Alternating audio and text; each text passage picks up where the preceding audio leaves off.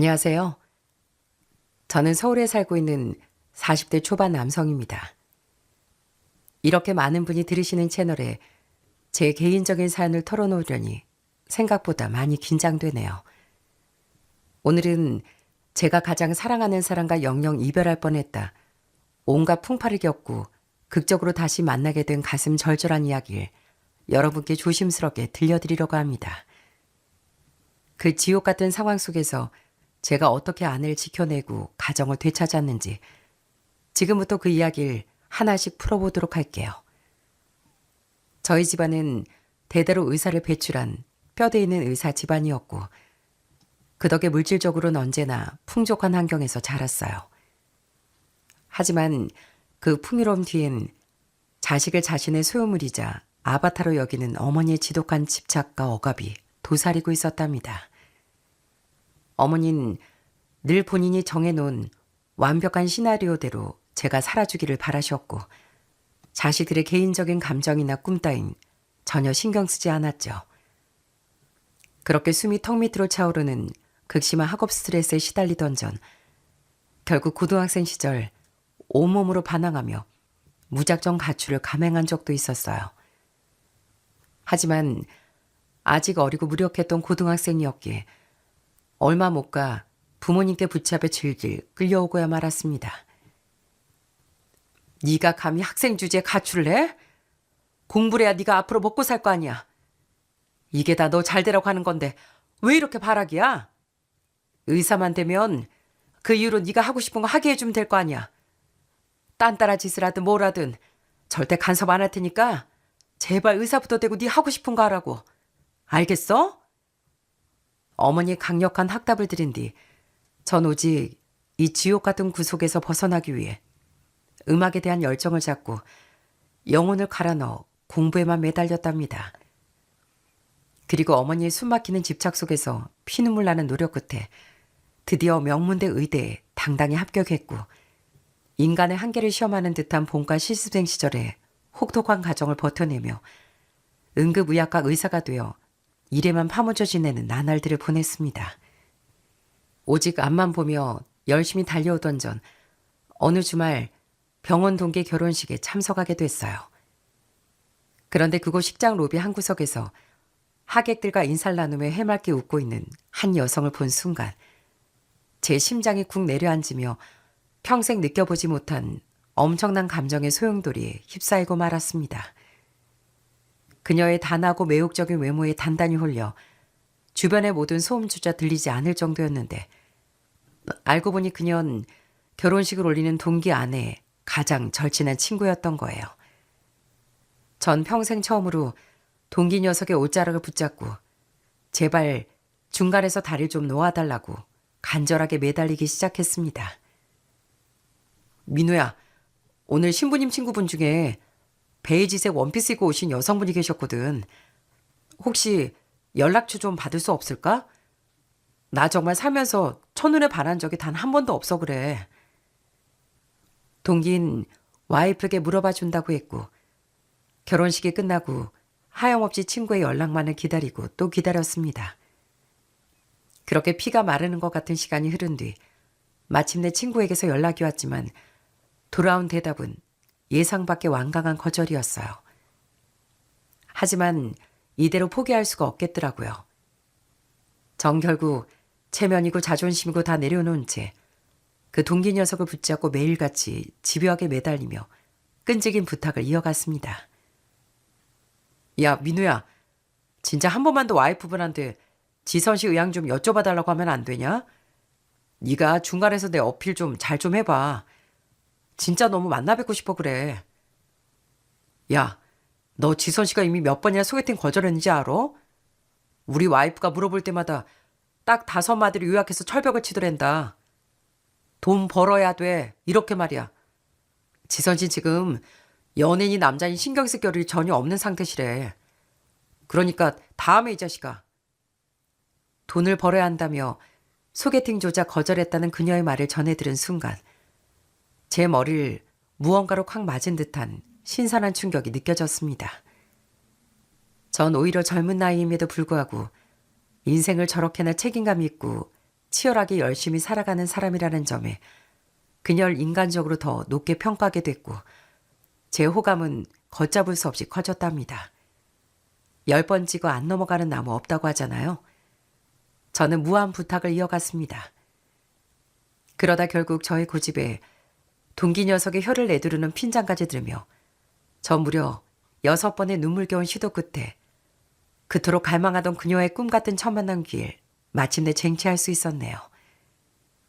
드디어 기대했던 소개팅 날 우린 조용한 카페에서 만나게 됐어요.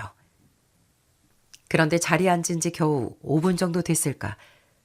테이블 위에 놓인 메뉴판을 채 고르기도 전 그녀의 입으로부터 아주 황당하고도 청천벽력 같은 이야기를 듣게 됐습니다. 박영진 씨라고 하셨죠? 긴 말하지 않고 본론만 말씀드릴게요. 제가 오늘 이 자리에 나온 이유는 영진 씨한테 이제 친구분께 연락 안 주셨으면 좋겠다는 말씀을 직접 전하기 위해서예요. 지선 씨, 제가 초면에 너무 성급하게 굴어서 부담을 드린 모양이네요. 제 욕심이 너무 과했나 봅니다. 죄송합니다. 그녀는 제 사과에도 눈빛 하나 흔들리지 않고 오히려 차분하면서도 얼음장까지 싸늘한 목소리로 말을 이어나갔어요. 친구 간곡한 부탁 때문에 거절하지 못하고 억지로 나오긴 했지만 제 입장에선 이런 상황이 심적으로 많이 불편했어요. 앞으로는 제 주위 사람들을 통해서든 개인적으로든 연락은 하지 말아주셨으면 좋겠습니다. 부탁드립니다. 그녀는 죄송하다는 인사와 함께 그 자리에서 일어나 먼저 가버리더라고요. 내가 첫눈에 반해 대책 없이 들이댔던 게 그녀에겐 엄청난 부담이었겠구나라는 생각이 뒤늦게 밀려와 스스로가 참 한심하게 느껴졌고 여지조차 남기지 않는 차가운 태도에 쓸쓸한 체념이 들어 전 그날 이후 미련 없이 그녀를 잊기로 했습니다. 그렇게 어느덧 4년이란 시간이 흘러갔어요. 어느 평일 오후 요란한 사이렌 소리와 함께 119 구급대원들이 다급하게 환자 한 명을 이송해 왔습니다. 그런데 차트를 받아든 순간 제 심장은 그대로 멎어버리는 것 같았어요. 이송해온 환자 이름은 제 기억 저편에 깊이 묻어두었던 김지선이라는 세 글자였고 나이도 그녀와 똑같았습니다. 설마 하는 마음으로 환자에게 다가가 보니 아니나 다를까 정말 그녀가 핏기 하나 없는 얼굴로 누워있는 거였어요. 그런데 절 더 충격에 빠뜨린 건 그녀가 실려오게 된 이유가 극심한 영양실조였다는 사실이었고 가냘픈 팔다리 군데군데엔 어딘가 부딪힌 듯한 정체모를 시퍼런 멍자국들이 보였습니다. 이마에 식은땀을 흘리며 겨우 눈을 뜬 그녀가 초점 없는 시선으로 절 바라봤어요. 영진 씨 아니세요? 여긴 어디예요? 제가 지금 병원에 온 건가요? 네, 지선 씨 오랜만이에요. 여긴 제가 일하는 병원이에요. 그것보다 지금 지선 씨 도대체 어쩌다가 몸이 이 지경이 되셨어요? 영양실조에 이 멍자국들은 다 뭔가요? 그동안 무슨 일 있으셨던 거예요? 수액이 조금씩 들어가면서 간신히 흐렸던 정신을 붙잡은 지선 씨는 제 질문을 받자마자 소스라치게 놀라며 가냘픈 손으로 환자복 소매를 다급하게 끌어내려 팔에 든 멍자국들을 감추기 급급했습니다. 아무 일도 아니니까 너무 신경 쓰지 마세요. 영진 씨, 저 이제 정신도 들었는데 수액 좀 빼주시겠어요? 일하다가 온 거라 다시 들어가 봐야 하거든요. 수납 창구가 어딘지 알려주시면 얼른 계산하고 나가볼게요. 지선 씨, 지금 본인 상태가 얼마나 심각한지 몰라서 그래요? 심각한 수준의 영양실조라 이 상태로 그냥 퇴원하시면 길거리에서 또 쓰러지신다고요. 이 정도면 입원하셔야 하는 정도예요. 이 몸으로 일하러 가시는 건 절대 안 됩니다. 그녀는 제 필사적인 만류에도 불구하고 다급히 수납을 마치고 병원을 빠져나갔습니다. 그녀가 떠난 이후 애써 억눌러왔던 감정이 다시 걷잡을 수 없이 피어올라 온종일 그녀의 얼굴이 머릿속을 떠나지 않았고 전 결국 4년 전 저장해두었던 번호로 전화를 걸었습니다. 다행히 연락이 닿았고 전 그녀가 다시금 도망칠까봐 안부만 확인한 뒤 전화를 황급히 끊었어요. 대신 주말에 가볍게 식사라도 하자는 문자만 보내놓았죠.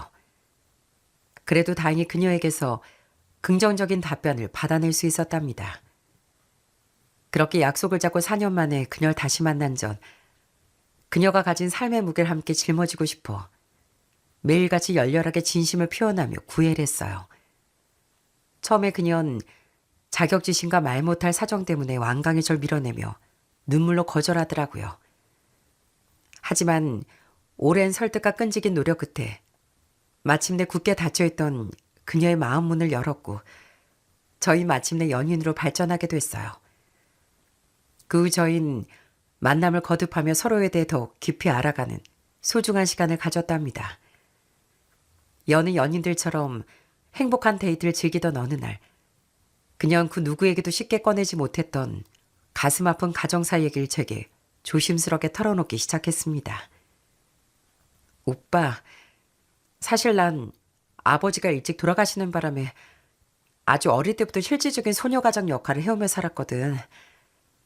친오빠는 깡패일이나 하고 다니고 일은커녕 허구한 날 사고만 치고 다녀서 내가 본 돈의 80~90% 사고 메꾸는 데 쓰거나 전부 집에다 갖다 바쳐야만 하는 굴레 속에서 살아왔어.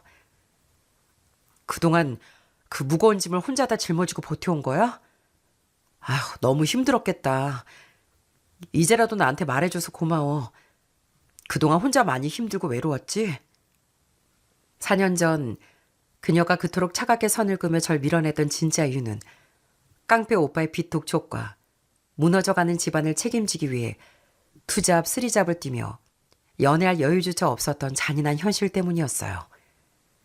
그년 제 앞에서 참아왔던 눈물을 말칵 쏟아내며 이젠 제발 이 지옥 같은 굴레에서 벗어나 온전히 김지선이라 한 사람의 인생을 살고 싶다고 진솔한 속마음을 고백했습니다.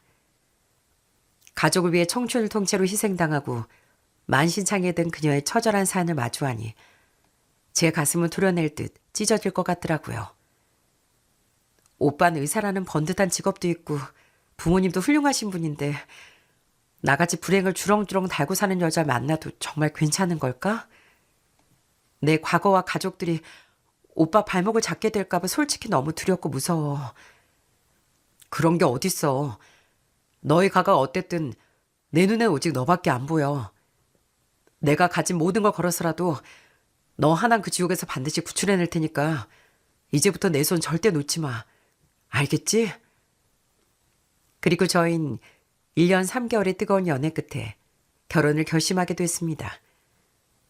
먼저 여자친구를 저희 부모님께 먼저 소개시켜드린 자리를 마련하게 됐어요. 하지만 저희 집안은 대대로 부유한 환경이었고 제가 의사라는 번듯한 타이틀을 달고 있었기에 며느리감에 대한 기대치가 하늘을 찌르던 어머니의 반대는 예상대로 극심하더라고요. 그래, 네가 지선이라고 했나? 아휴, 이 엄만 내 아들 짝으로 급이 좀 많은 의사 며느리를 기대했는데 이렇게 평범한 아이를 데려오다니 솔직히 엄마 너무 서운하다. 처음 마주하는 예비 시어머니의 싸늘한 독설과 무시하는 태도에 제 여자친구 얼굴은 순식간에 어찌할 줄을 몰라 하는 표정으로 변했고 그녀는 오히려 잔뜩 긴장에 떨리는 손을 감추려 찻자만 꽉 움켜쥐더라고요.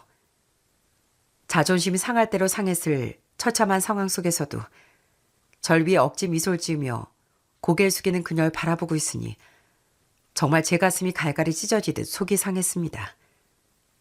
반면 저희 집안의 분위기와는 180도 다르게 처가 식구들은 의사라는 번듯한 직업을 가진 절 무척 반겨주었고 대단한 자랑거리로 여기며 환대해 주었어요.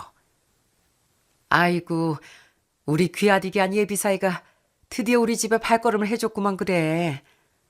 내가 벌써 동네방네 사위자랑을 다 하고 다녀서 기분이 이렇게 좋을 수가 없네. 하지만 처가의 환대와는 달리 결혼 이야기가 구체적으로 오가기 시작하자 저희 부모님의 반대는 날이 갈수록 심해졌고 전 매일 밤 부모님을 붙들고 피말리는 설득을 이어가야만 했습니다. 의대까지 나와서 고작 여자 보느니 그렇게 없어가지고 저런 집 구석을 골라? 그쪽 집안 배경이나 수준이 어떤지 네 눈으로 보고서도 그런 소리가 나와? 결국 너만 평생 피눈물 흘리며 고생할 거다. 그것도 제 선택입니다. 결혼 허락해 주실 때까지 저 오늘부로 이 집 발걸음 끊고 절대 들어오지 않을 거예요. 만약에 끝까지 허락 안 해주신다고 해도 저희 무작정 동거부터 시작해서 같이 살 테니까 그렇게 아세요. 매석에 소리를 치는 어머니의 날카로운 음성이 거실 안을 팽팽하게 채웠지만 저 또한 절대 굴복하지 않겠다는 서늘한 도끼와 확신이 서려 있었어요. 과거 완강했던 어머니 약속을 무기로 삼아 배수의 진을 치고 강경하게 밀어붙이는 저의 도끼에 평생 절 구속하려던 부모님도 마침내 두 손 두 발 다 들 수밖에 없었죠. 결국 수많은 난관을 극복하고 결혼에 성공한 전 세상에서 가장 따뜻하고 행복한 가정을 꾸려나가고 싶었어요. 그런데 결혼식에 단꿈이 채 끼기도 전 예상치 못한 처가의 갈등이 생기기 시작하더라고요. 그건 다름 아닌 장모님의 전화 한 통으로 시작됐습니다. 아이고 박서방, 지금 어딘가? 바쁜 건 알지만 다급하게 상의할 일이 있어서 염치불구하고 전화했네. 다름이 아니고 자네 형님이 이제 정신 차리고 깡패도 완전히 청산하겠다고 하는 거 있지. 보험에서 일자리를 구한 것 같은데 일하려면 차가 필요한 것 같더라고. 근데 내가 지금 늙은 처지 돈이 어디 있겠나. 그러니 자네가 차 사는데 보탬을 좀 크게 해줬으면 좋겠는데 우리도 의사 사이 덕 좀 보면 좋지. 안 그런가? 수화기를 통해 들은 장모의 숨막히는 요구에 잠시 머리가 지끈거렸지만 아내의 하나뿐인 형제이고 과거를 청산하고 새 사람이 되겠다니 응원하고 싶은 마음이 들긴 하더라고요. 그래서 결국 깊은 고민 끝에 전 형님을 격려해드리고자 함께 중고차 매장을 방문하게 되었어요. 박서방, 나이 30 넘어서 보험 영업하러 다니는데 나 저기 매장 안에 전시된 벤츠 같은 거 타면 안 될까? 국산차 너무 폼이 안 나잖아. 제 돈으로 차를 얻어 타는 처지이면서도 오직 허세에만 찌들어 벤츠를 사달라고 요구하는 형님의 철없는 모습에 기가 차더라고요. 형님, 저도 형님이 새 출발하신다는 이야기 듣고 큰맘 먹고 이렇게 사드리는 거예요. 그러니까 무리하지 마시고 이번엔 국산차로 하시죠. 2천만 원 선에서 사드리겠습니다. 형님은 저보다 나이가 1살 적습니다. 그런데도 국산차를 사라는 저의 말에 투덜거리는 모습을 보니 속으로 참 한심하고 애 같다는 생각이 치밀어 오르더군요. 아내가 평생 이런 몰상치한 오빠 밑에서 얼마나 피눈물을 흘리며 착취당하고 살았을지 눈앞에 서네 가슴이 다 아파오더라고요. 형님, 계속 이런 식으로 투덜거리실 거면 그냥 없던 일로 할 테니까 그냥 지금 당장 집으로 가시죠. 아이, 박서방, 왜 그렇게 진작에 정색을 하고 그래? 무섭게 시리. 아이, 그냥 내가 장난을 해본 소리야. 2천만 원짜리 국산차도 아주 감지덕지고 훌륭하지. 결국 새 차는 아니지만 상태가 제법 괜찮은 2천만 원 상당의 국산차를 한 대 구매해드렸더니 언제 투덜거리냐는 듯 형님과 장모는 입이 찢어져라 좋아라 호들갑을 떨었습니다. 하지만 처가의 끝없는 탐욕은 이게 겨우 시작에 불과한 거였네요.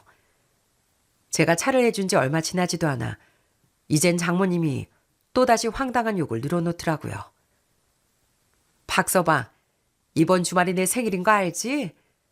다름이 아니고 내 친구들은 생일이라고 하면 사이들이 번쩍거리는 순금 목걸이에 팔찌까지 세트로 해준다는데 모임 나가니까 내 손목만 얇고 허전한 거 있지? 사이가 의사면 뭐하냐고 다들 얼마나 눌려대는지 몰라. 이 황당한 금부지 타령을 또 어떻게 받아줘야 하나 싶더라고요.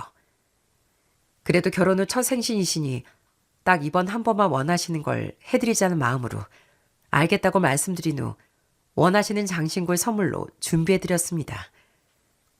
아니 박서방, 이왕 크게 쏘는 김에 팔찌까지 세트로 싹 맞춰주면 안 되나? 하나만 있으면 모양새가 빠지잖아. 목걸이를 손에 쥐고도 팔찌까지 내놓으라고 징징거리는 장모의 태도에 저는 참을 수 없는 불쾌감을 느꼈고 단호한 어조로 대답했습니다. 장모님, 이것도 제가 큰맘 먹고 준비해드린 건데 마음에 안 드시면 그냥 이 목걸이 반납하시고 그냥 제가 따로 준비해서 다른 선물로 드릴게요. 그럼 될까요? 장모는 다급하게 목걸이를 품에 안으며 허겁지겁 상황을 수습하더군요. 제가 이런 염치 없고 뻔뻔한 처가 식구들의 사치와 탐욕에도 다 참아내고 받아줄 수 있었던 건 오직 제 아내 때문이었습니다. 아내는 처가의 만행을 알게 되자 눈물을 흘리며 제게 사과를 하더라고요. 여보, 미안해. 우리 엄마랑 오빠가 한지 내가 대신 사과할게. 이제 더 이상 우리 집안에 단돈 1원도 해줄 생각하지 마. 내가 분명히 경고해둘 테니까 이제부턴 두 사람 무시해. 그날 이후 전 아내 말대로 처가에서 걸려오는 무리한 요구들을 칼같이 차단하기 시작했습니다. 장모는 수시로 전화해 급전이 필요하니 500만 원만 보내달라. 300만 원만 융통해달라. 제게 손을 벌렸고, 형님은 주변에 의사 지인들 많을 테니 본인 실적지역에 도와달라고 절 괴롭혔지만 전 일절 들어주지 않았어요. 그러자 장모와 형님은 본인들 뜻대로 되지 않고 돈줄이 막히자 태돌 180도 받고 폭언을 쏟아내기 시작했습니다. 처음엔 처가 식구들이 하는 폭언에 심한 모욕감을 느끼고 기분도 몹시 상했습니다만 시간이 지날수록 그들의 연락을 차단하고 철저하게 투명인간 취급하며 무시하니 마음이 한결 편해지더라고요. 그러다 결국 장모가 먼저 지쳐 포기하시더라고요. 그런데 처가의 속 시끄러운 일이 겨우 잠잠하니 이번엔 생각지도 못한 저희 본가에서 문제가 터지기 시작했습니다. 결혼 3년 차가 되었을 즈음까지 저희 부부에겐 아이 소식이 없었는데 바로 이 점이 불씨가 돼 저희 어머니가 아내를 달달 볶아대며 악독한 시집살이를 시키기 시작한 거였죠. 이에 지선아, 넌 대체 애를 안 낳는 거니? 아니면 몸에 무슨 하자라도 있어 못 낳는 거니? 든든한 의사 남편 만나 팔자 고쳤으면 애라도 쑥쑥 잘 낳아야 할 거 아니야? 어머닌 저희 집에 오시자마자 아내 가슴에 대못을 박는 폭언을 쏟아내더니 곧이어 싱크대와 냉장고로 직행해 꼬투리를 잡기 시작했어요. 제 눈엔 먼지 하나 없이 완벽하게 정돈된 깨끗한 상태였음에도 어머닌 어깨 트집을 잡기 시작했죠. 예, 너 집안꼴을 도대체 어떻게 해놓고 사는 거니? 냉장고 상태 또 이게 뭐야? 위생이 아주 최악이네. 아, 설거지 해놓은 것도 어떻고. 아유, 여기 그릇 뒷면에 고춧가루 그대로 묻어있는 거 안 보이니? 어쩜 이렇게 손끝이 야무지를 못한지 원. 엄마, 그만 좀 하세요. 그 설거지들 제가 해둔 거예요. 왜 사실 확인도 안 하고 다짜고짜 아내한테만 뭐라 하시는 거예요? 그리고 제발 말씀 좀 가려하세요. 제가 아내를 변호하며 가로막아서자 어머니는 도리어 눈을 부릅뜨고 아내를 째려보며 배신감에 가득 찬 목소리로 길길이 날뛰기 시작했습니다. 뭐? 아, 네가 설거지까지 했다고? 얘 지선아, 너 제정신이야?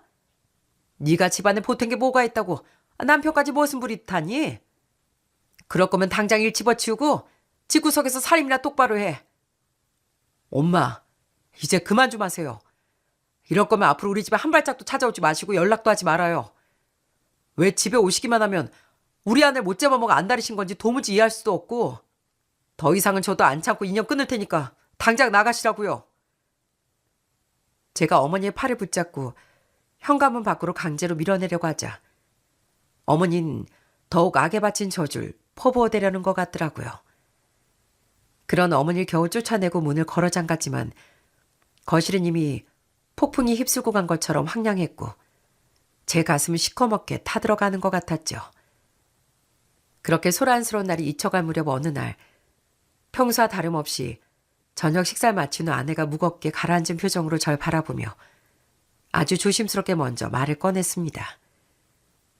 여보, 나 지금 다니고 있는 직장 그만두는 게 어떨까 싶어. 나도 이젠 제대로 임신 준비를 해보고 싶은 생각이 들거든.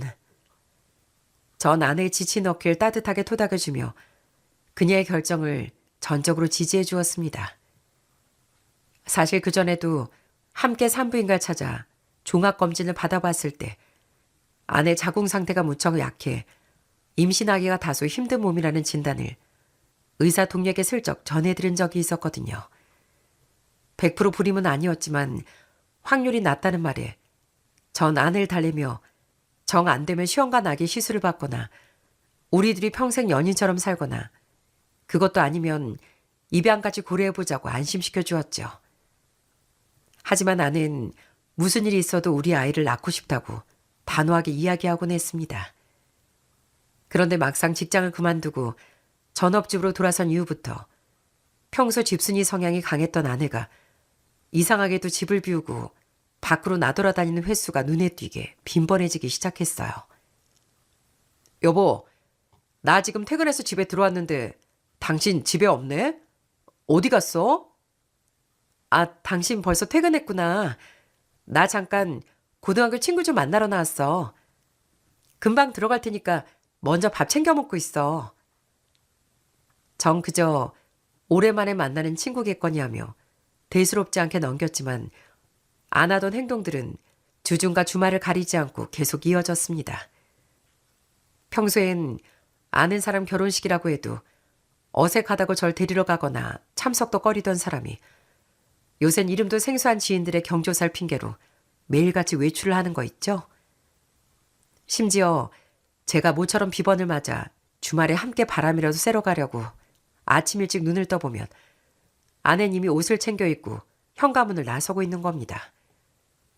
도저히 상식적으로 이해가 가지 않는 아내의 수상한 행동과 흔적들은 결국 매서운 촉을 가진 저희 어머니 귀에까지 고스란히 들어가게 됐고 의심을 품은 어머니는 어느 평일 오후 아내가 집을 비운 틈을 타 불시에 저희 집을 찾아와 다짜고짜 아내에게 전화를 걸어 윽박지르기 시작했습니다.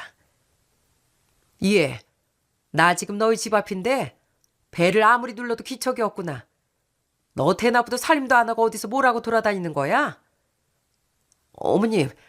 어머님이 이 시간에 연락도 없이 어쩐 일로 저희 집까지 오셨어요. 아, 저 지금 급한 볼일이 있어서 잠시 밖에 나와 있어요. 금방 들어갈게요.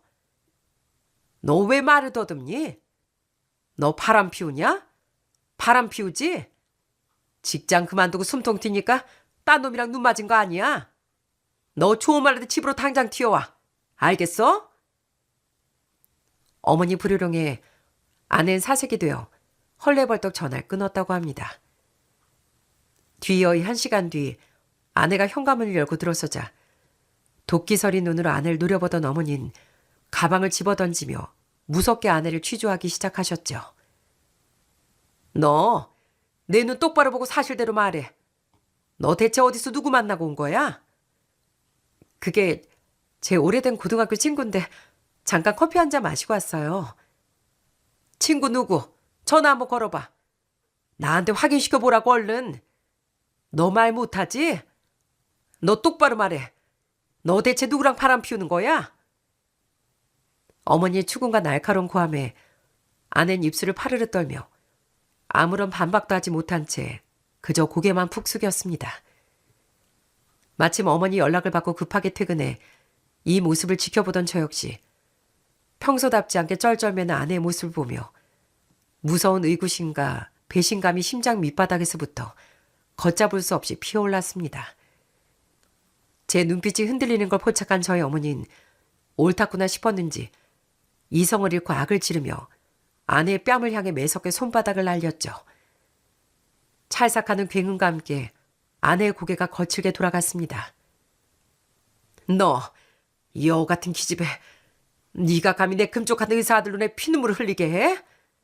당장 쓸데없는 핑계 대지 말고 우리 영진이하고 깨끗하게 이혼할 서류 준비해. 알았어? 그리고 네가 지금 경제권 다 지고 돈 관리한다면서 생활비 통장 당장 가지고 와봐. 빨리. 아내는 온몸을 파르르 떨며 서랍장 앞을 가로막은 채 통장 보여주길 긋고 주저하는 모습이었어요. 전 결혼 직후부터 경제권을 전적으로 아내에게 전부 맡겨두고 신경 쓰지 않고 있었거든요. 매일 월급날이 되면 제 급여 전액을 아내 계좌로 곧바로 이체해 주었을 뿐 그동안 한 번도 돈이 어디로 얼마나 빠져나가고 모였는지 잔고를 확인해 본 적도 없었죠. 그런데 이 결정적인 순간에 통장 공개를 필사적으로 망설이는 아내의 이중적인 모습에 전 거대한 절망감을 느끼고 말았습니다. 결국 어머니가 직접 서랍을 열어 통장을 강제로 빼앗아 펼쳐들었고 그 안에 찍힌 잔액을 확인한 순간 저와 저희 어머니는 경악을 금치 못했답니다. 아니, 이게 대체 뭐야? 아니, 통장 잔고 왜 고작 이거밖에 없어? 너희 결혼한 지가 4년이 넘었는데 왜 돈이 이거밖에 없냐고? 어머니 말에 통장을 확인한 전 이체 내역을 보고 차마 입이 다물어지지 않았어요. 일주일 전에 빠져나간 500만 원, 2주일 전에 찍힌 1,500만 원. 그것도 모자라 매달 수백만 원씩 주기적으로 흔적을 남기며 거액을 송금한 내역이 찍힌 거였죠. 전 고개를 숙인 채 죄인처럼 눈물만 흘리는 아내의 어깨를 붙잡고 어찌된 영문인지 물었습니다. 도대체 여기 적힌 이종배라는 이름의 남자가 누구길래 이토록 거금을 갖다 바친 건지 제 눈은 이미 배신감과 억울함으로 멀어버릴 것 같더라고요. 아내는 끝까지 입술을 깨물며 이종배라는 남자의 정체에 대해 침묵으로 일관하더군요. 기세 등등해진 저희 어머니는 아내를 더욱 몰아붙이며 당장 이혼하고 내 집에서 꺼지라는 소리를 지르기 시작했죠. 겉과 속이 달라도 유분수지? 너 감히 누구 돈을 빼돌려? 당장 서방돈 훔쳐서 쓴 거 전부 원 상태로 돌려놓고 이혼설에 도장 찍어.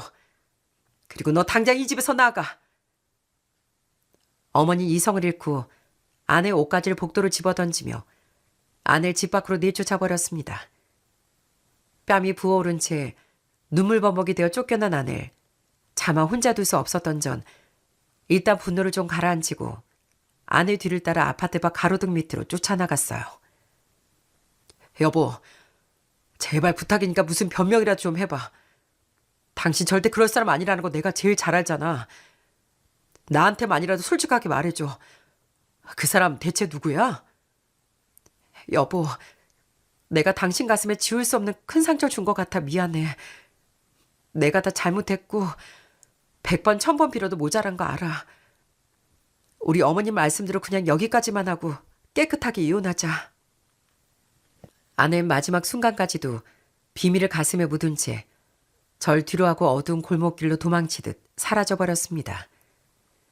그날 이후 아내는 제 모든 전화 문자를 완전히 차단했고 직장마저 그만둔 상태라 행방을 전혀 찾을 수가 없어 연락 두절 상태가 되어버렸죠.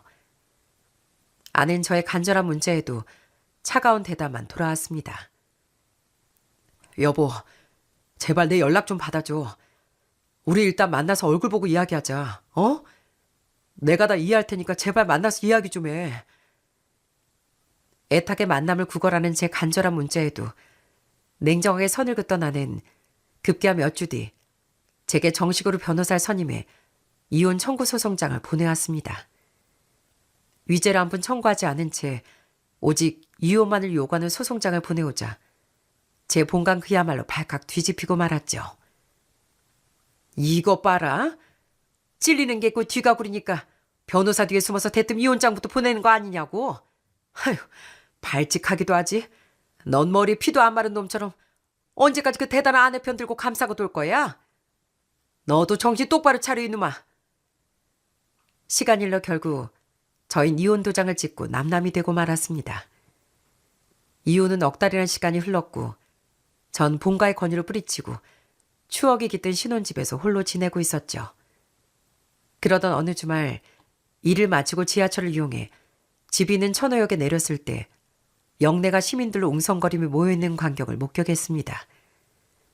한자가 발생했을 거라는 본능적인 의사의 직감으로 인파를 헤치고 들어가 보니 여성 한 분이 차가운 바닥에 쓰러져 있더라고요. 그런데 그 여잔 다름 아닌 넉 달 전 이혼하고 사라진 제 전 아내였고 전 떨리는 손으로 그녀를 안아들고 곧바로 구급차에 함께 타 병원 응급실을 향해 긴급 처치와 응급검사를 시행했습니다. 그런데 진료를 보던 의사가 화들짝 놀라며 절 부르는 겁니다. 보호자분 빨리 와보세요. 하는 비명 같은 외침에 모니터 앞으로 달려간 전 선명하게 찍힌 임신 수치를 보고 제 머리를 거대한 망치로 얻어맞은 듯한 극심한 현기증을 느꼈습니다. 이혼한 지 넉 달 만에 찾아온 기적 같은 소식이었지만 동시에 아내가 정말 절 배신하고 딴 남자 아이를 가진 것일지도 모른다는 잔인한 의구심이 밀려와 응급실 한복판에서 제 영혼은 갈갈이 찢겨나가는 것 같더라고요. 그리고 아내가 간신히 눈을 뜨는 게 보였습니다. 지선아, 정신 좀 들어? 괜찮아? 도대체 이게 어떻게 된 일이야? 왜 길거리 한복판에 쓰러져 있었던 거냐고. 오빠, 오빠가 어떻게 여기에. 지금 그게 중요한 게 아니잖아. 네 몸 상태가 왜 이 지경이냐고. 그리고 너 지금 임신했어? 아는 제 물음에 아무 말 없이 그저 흐르는 눈물을 주체하지 못하며 고개를 아주 작게 끄덕이더라고요. 순간 제 머리를 커다란 망치로 한 대 띵하고 얻어맞은 듯 극심한 현기증과 대혼란이 밀려왔어요. 이혼한 지 넉 달 만에 임신한 상태란 이야기를 듣게 되니 배신감이 입술이 파르르 떨렸습니다. 지선아, 내 눈 똑바로 보고 말해. 너 정말 내가 아닌 딴 남자애라도 가진 거야? 그래서 도망치듯 이혼을 요구했던 거냐고. 진짜 그런 거야? 오빠, 정말 미안해. 내가 다 잘못했고 미안하단 말밖에 정말 할 말이 없어. 사실은 나 바람 피운 게 아니라. 이어진 아내의 처절한 고백은 말 그대로 충격 그 자체였습니다. 오빠, 내가 밖으로 돌며 거짓말했던 건 다른 남자가 있어서가 아니라 어떻게든 우리 아이를 낳고 싶어서 우리 엄마가 소개해준 무당집 찾아가 굿도하고 기도드리기 위해서 나간 거였어. 눈물 범벅이 된 아내의 애절한 고백은 제 심장을 갈갈이 찢어 놓았습니다. 알고 보니 장모가 소개해준 유명한 무당들은 아내의 관절함을 철저하게 악용한 사기꾼들이었고, 아내는 자기 친엄마를 철석같이 믿고 수천만 원짜리 호화 굿을 벌이며 그들이 요구하는 대로 돈을 갖다 바쳤던 거죠. 이종배라는 사람도 내 연남이 아니라 무당 남편이자 그 점집의 작은 관리 담당하는 사람이었어. 난 오직 오빠 닮은 아이를 낳겠다는 일념 하나로 그 인간 계좌로 다 송금한 건데 어느 날 연락도 없이 모두 잠적을 해버린 거야. 아내 이야기에 정말 입을 다물 수가 없었어요.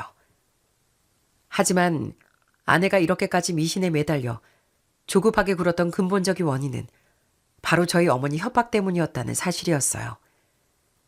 시어머니란 사람이 며느리를 따로 불러내 올해 안으로 임신을 하지 못하면 이혼을 시켜버릴 거라고 그렇게 하루가 멀다고 다그쳤다는 거죠. 이 사실을 장모에게 이야기하니 장모는 이때다 싶어 아내를 설득했던 거였고요. 다 필요 없고 엄마만 믿어. 내가 전라도고 경기도고 전국 각지에서 찾아온 엄청나게 용한 점집을 알고 있거든. 그 무당한테 굿 한 번만 크게 하면 없던 날도 들어선대. 근데 워낙 대단한 분이라 돈이 몇 천만 원씩 크게 든다는데 너 그 정도는 감당할 수 있겠지? 더 이상 물러설 곳이 없었던 아내는 지푸라기를 잡는 심정으로 장모의 사기 제안을 전적으로 받아들였다고 해요. 하지만 그런 사기 구판을 벌인다고 해서 임신이 쉽게 될 리 만무했습니다.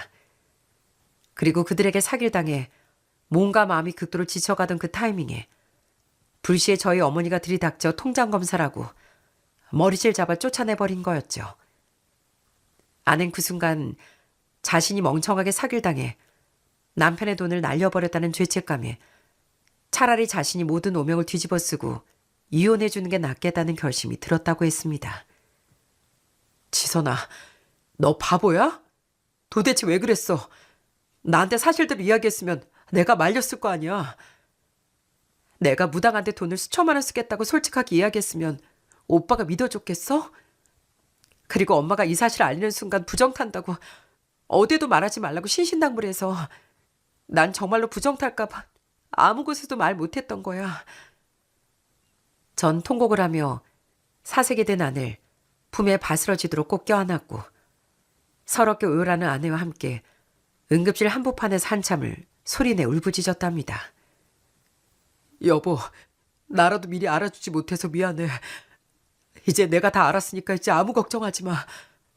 근데 지금 당신 뱃속의 아이는 그럼 누구의 아이인 거야? 오빠이지 누구에겠어. 나도 이혼 도장 찍고 확정되고 나서야 뒤늦게 임신이라는 걸 알았어. 그런데 시어머니 귀에 들어가면 분명히 내가 바람 펴서 가진 아이라고 욕하실 게 뻔하잖아. 내가 스트레스 받으면 뱃속의 아기도 느낄까 봐 무서워서 숨어 지낼 수밖에 없었어. 근데 오늘만큼은 오빠가 너무 보고 싶어서 용기 내서 천호역으로 찾아오던 길이었어. 오늘 오빠 생일이잖아. 아내의 떨리는 고백을 듣는 순간 제 가슴 밑바닥에서 뜨거운 무언가가 왈칵 치밀어 올랐습니다. 거짓말처럼 그날은 바로 제 생일이었어요. 본래 계획대로라면 이혼 후 쓸쓸하게 맞이한 생일이라 혼자 집에서 소주나 한잔하려고 했거든요. 낮에 어머니가 생일이니 본가로 와서 밥이라도 먹으라고 전화를 걸어왔지만 아내를 내쫓은 어머니가 보기 싫어 냉정하게 거절하던 차였거든요. 그런데 제 아내는 그 야윈 몸을 이끌고 절 만나러 오는 중이었던 거죠. 끼니도 제대로 챙겨 먹지 못한 채 스트레스성 영양실조에 시달렸으니 지하철역 계단을 오르다 빈혈로 쓰러진 것이 당연했죠. 다행히 뱃속의 아기에겐 아무런 이상이 없었고 아내 역시 생명엔 지장이 없었지만 의사는 극심한 심신미약 상태가 심각하다며 당장 장기 입원실을 권유하더라고요. 아내 며칠 병원에 입원해 빠르게 기력을 회복해 나갔고 퇴원하던 날 전 주저없이 아내를 우리 신혼집으로 다시 데리고 돌아왔습니다.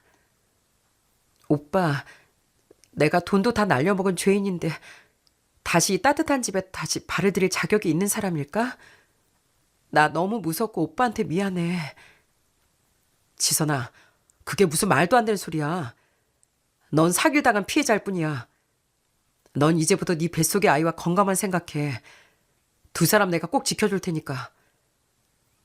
전 매일 퇴근 후 최고급 보양식을 직접 요리해 먹이며 그녀의 건강 회복에만 온 신경을 집중했네요.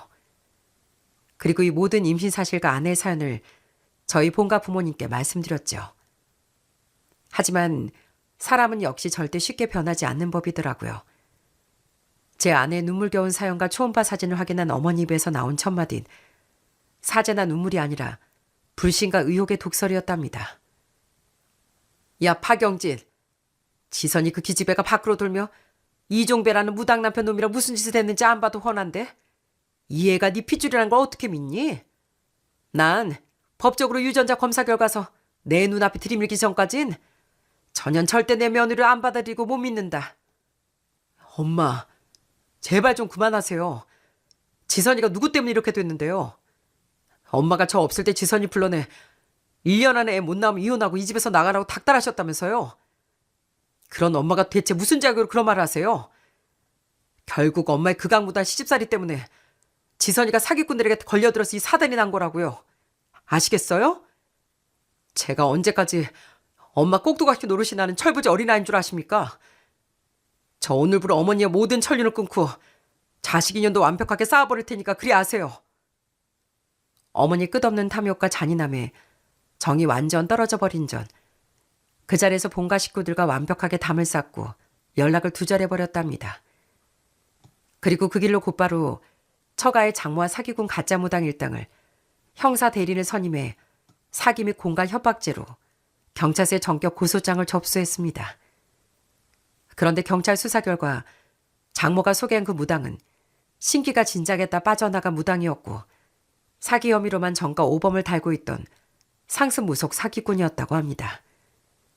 신발이 떨어지자 장모와 은밀하게 결탁해 아내의 간절한 심리를 사냥감 삼아 거대한 덫을 놓고 수천만 원의 거금을 가로채 반분했던 거죠. 제가 사이로서 처가댁을 철저하게 무시로 일관하자 탐욕에 눈이 먼 장모와 무당일당은 도리어 아내의 아픔을 역이용해 마지막으로 한탕을 크게 해먹으려고 사기극을 기획했던 사악한 인간들이었던 겁니다. 결국 장모와 가짜 무당 그리고 이종배는 법정에서 무거운 사기죄로 실형과 법적 처벌을 선고받게 되었고요. 가짜 무당은 심지어 과거 사기죄로 집행유예 기간이었음에도 또다시 대담하게 범죄를 저질렀던 터라 법정으로 구속되어 수감되는 비참한 결말을 맞이했죠. 다만 제 장모의 경우 형사 초범이라는 점과 법정에서 악어의 눈물을 흘리며 진심 어린 반성문을 제출했다는 점, 그리고 피해자인 아내의 친어머니라는 혈연관계 참작 사유로 구속은 면하고 집행유예라는 어이없는 솜방망이 처벌을 선고받으며 풀려났다는 소식이었습니다. 법원의 관대한 처사에 참을 수 없는 분노가 치밀었지만 법적으로 처가의 씨를 말려버렸다는 사실로 큰 위안을 삼았습니다. 법적 공방이 끝난 후 출산이 임박해온 나는 마침내 건강하고 예쁜 아들을 무사히 출산했습니다. 출산 직후 아내는 시어머니의 그 잔인에 든 의심을 완벽하게 세탁하고 억울함을 풀고 싶다며 아내가 먼저 친자 확인 검사를 요구하더라고요.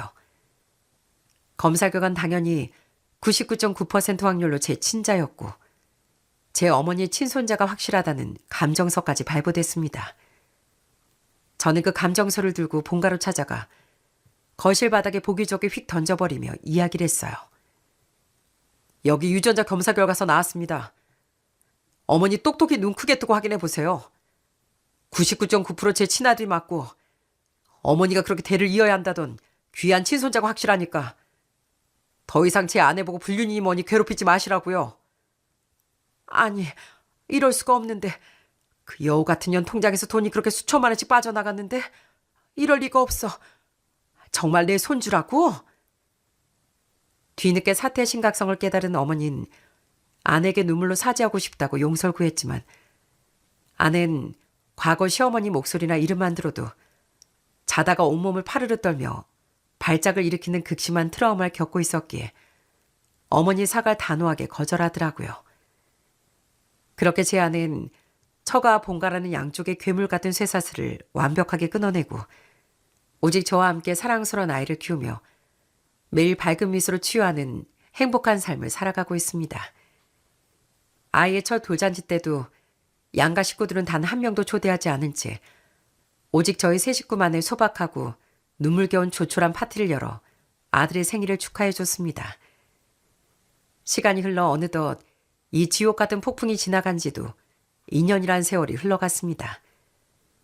처참하게 짓밟히고 찢겼던 아내의 마음에도 마침내 따뜻한 봄날이 찾아왔고 아내는 예전에 그 단아하고 밝은 활력을 완벽하게 되찾은 상태랍니다. 무엇보다 저희 부부의 삶을 통째로 바꿔놓은 건 눈에 넣어도 아프지 않을 만큼 사랑스러운 우리 아이였습니다. 아내는 아이의 작은 몸짓 하나, 해맑은 웃음소리 하나하나에 세상을 다 얻은 듯한 미소를 지으며 그동안의 모진 상처들을 빠르게 치유해 나갔고 아이 덕분에 우리 가정은 매일같이 활기와 행복이 넘쳐나고 있습니다. 현재 저희 부부는 양가 집안 모두와 완전히 연락을 끊고 우리 세 식구만의 완벽한 성을 쌓은 채 평온하게 살고 있답니다. 생각해보면 제가 아내보다 직업이 좋고 부유한 집안이란 이유만으로 아내가 결혼 생활 내내 숨도 제대로 쉬지 못하고 그 모진 시댁살이와 착취를 견뎌했던 걸 떠올리면 지금도 가슴이 미어지고 미안함에 고개를 들 수가 없습니다. 그래서 전 지금까지 아내가 친가와 처가 양쪽에서 받았던 잔인한 상처들을 제 손으로 전부 지워버릴 수 있도록 더욱더 아내에게 헌신하며 남편으로서 최선을 다해 사랑을 쏟아부으려 노력하고 있습니다.